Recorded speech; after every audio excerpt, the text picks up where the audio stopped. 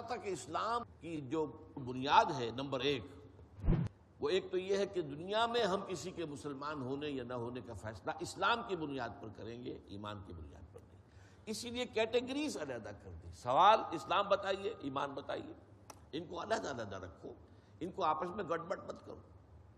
اور دوسرا تعلق کیا ہے اس کا؟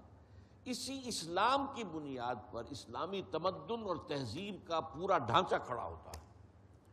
اس میں جو شامل کیا حضرت عمر رضی اللہ تعالیٰ عنہ کی روایت میں اقامت الصلاۃ، ایتاء الزکوٰۃ اور صوم رمضان، حج البیت، یہ ہے وہ در حقیقت کہ جو اسلامی تہذیب کا ڈھانچہ جو دنیا میں بنتا ہے وہ اس کے گرد بنتا ہے۔ ہمارا تمدن وجود میں آتا ہے، ہماری تہذیب وجود میں آتی ہے۔ یہ ساری چیزیں جو ہے ایک مسلمان تہذیب اور تمدن کی علامت وہ یہ چیز ہے۔ وہاں پہ اقامت الصلاۃ ہوگی، ایتاء الزکوٰۃ کا نظام ہوگا، وہاں رمضان کا روزے رکھے جائیں گے، وہاں حج بیت اللہ کیا جائے گا۔ گویا کہ اسلام کا تعلق جو ہے اس دنیا سے، ایمان کا تعلق آخرت سے، اخروی نجات کا دار و مدار ایمان پر ہے۔ ایمان ہوگا دل میں ایمان تو نجات ہوگی، ورنہ نہیں۔ اگرچہ اس کی تفصیل کچھ آئے گی وہ میں بعد میں بتاؤں گا آپ کو، لیکن بات اچھی طرح سمجھ لیجئے، اسلام کا تعلق اس دنیا سے، ایمان کا تعلق آخرت سے۔ اچھا، آخرت میں اس ذات سے تبارک و تعالی سے ہمارا سابقہ پیش آئے گا جو علیم بذات الصدور ہے۔